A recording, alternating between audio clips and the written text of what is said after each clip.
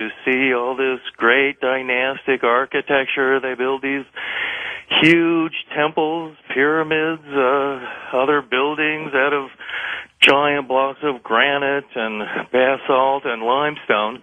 But supposedly, though great architects and having, quite an advanced science, the Egyptians didn't go anywhere. They did have large boats, but they didn't use them, supposedly. They were a very sort of insulated civilization, allegedly, who just stayed in their own country and, maybe made a few little exploratory adventures and things like that. That is basically your isolationist point of view. Most universities are teaching that, especially in the United States. That's the idea that civilizations are isolated from each other. They don't have much contact. Crossing oceans is very difficult. You can't just get in a boat, cross an ocean, and go somewhere. You suppose you have to walk places, allegedly. The flip side of that is diffusionism. It is, I'm more of a champion of that, for sure. Thor Heyerdahl, the famous Norwegian archaeologist, who I met several times and was something of a hero of mine, he passed away a couple of years ago. Yeah. Kon-Tiki fame? Exactly. And he would build these balsa rafts, and he would build reed boats and things like that, and then he would sail them across the Atlantic or Pacific as far as he could, trying to prove that ancient people also got into boats. I mean, the whole idea that oceans are barriers, for Native Americans to get down to Central America or South America, they can't get in a boat and go there. They have to, walk for thousands of miles through hostile tribes. It would take them generations, where, in fact, being in a boat would be much faster, safer, easier to go places. And, and in fact, oceans are highways, not barriers. Getting into a boat and going someplace, that's an easy way to go places. Ancient Egypt was an unusual country, like ancient Israel. You had countries that had the ability to have a port on the Mediterranean, which the Egyptians did, and the ancient Hebrews, and you could have a port city on the Red Sea. And that would allow you to go out into the Indian Ocean, you could go down through East Africa, you could cross the Arabian Sea, you could go to Muscat, you could go to Persia, to India, to Sri Lanka, on to Australia, and of course to Pacific Islands and to South America. Now, it's kind of interesting how archaeologists think, particularly the isolationists. One of the stories in the Bible is of King Solomon's mines and a trip to Ophir. And Ophir was a 3-year journey, and it's talked about in the Old Testament in Kings. They would leave from Elat on the Red Sea, and they would go for one entire year out somewhere past India and Indonesia. There they would get exotic feathers, they would bring apes back, and they would bring back all this gold. And it was this gold that they brought back that built the first temple in Jerusalem. Now here's the thing. You have the Bible saying, it's a 3-year trip. Right. 1 year to go there. 1 year, they would stay there 1 year. And then it would be 1 year back. Well, archaeologists were looking for Ophir and King Solomon's mines. And where they think they are, they found a gold mine in Saudi Arabia. So they thought, this has to be King Solomon's mines. This is Ophir. And others would say, they went to Somalia or some area like that in East Africa. Well, there's a problem with that, and that is that, those places are only a few days' sail from Elat in the Red Sea.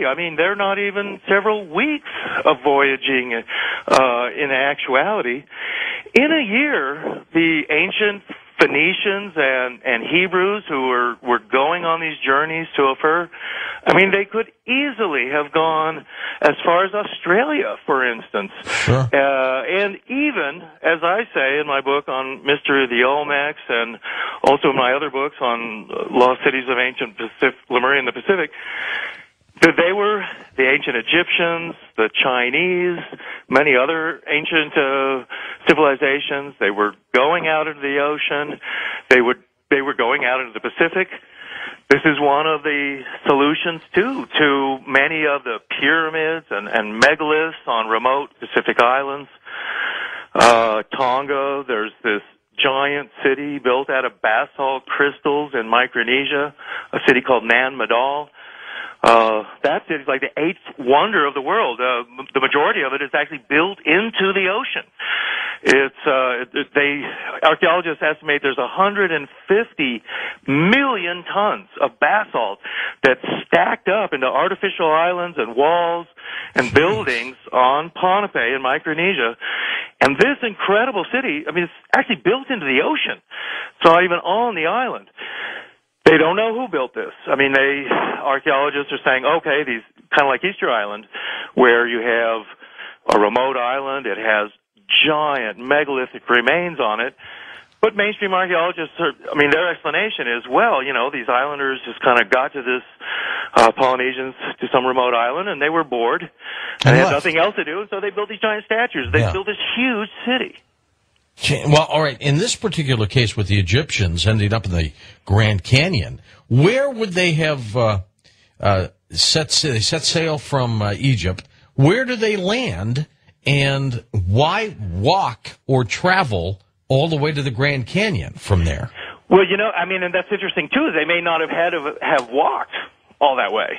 I mean, today, all this area around here, Yuma, Palm Springs, very much the inland areas of Southern California and western Arizona, I mean, it is trackless desert. There's no rivers around there at all, except for the Colorado River coming out of the Grand Canyon.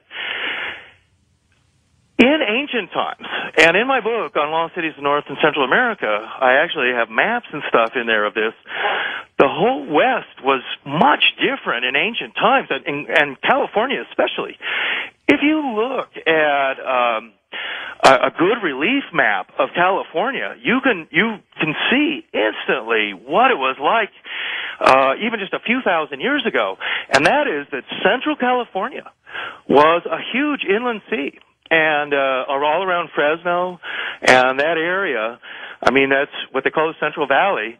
I mean, if ocean levels or California had just, had been shifted a little bit, that whole area would be flooded, not only from the Golden Gate area, but also up from the south, the Salton Sea, areas like that. And in fact, there were Finger Lakes already going up into Nevada.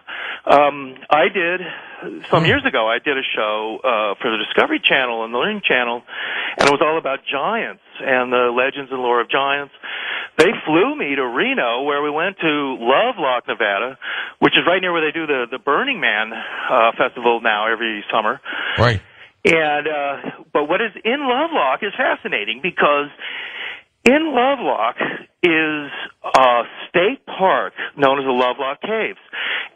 And in those caves, what happened was these ranchers began excavating this cave at the turn of the century, and they were looking for bat guano. And there was just tons of bat guano inside these caves. And as they started digging out the caves, they started finding artifacts. Now, the Paiute legends of that area had talked about these red-haired giants coming by boat up around Lovelock.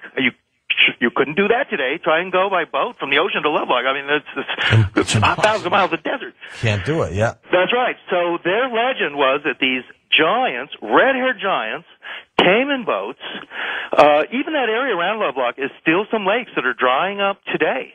And, there's just some marshes there that are the remains of these ancient lakes. And archaeologists and geologists say, yeah, there were lakes there, although, it's a problem with geology. Geologists think everything's millions of years ago, when in fact these lakes couldn't have been that long ago, because the Paiute Indians still had legends and stuff of it. I mean, it was only some hundreds of years ago, maybe 1,000 or something like that. Well, so the Indians have these legends of the red-haired giants. When these ranchers began digging out the bat guano in the Lovelock Cave, they started finding duck decoys, baskets, all kinds of hunting and fishing tools for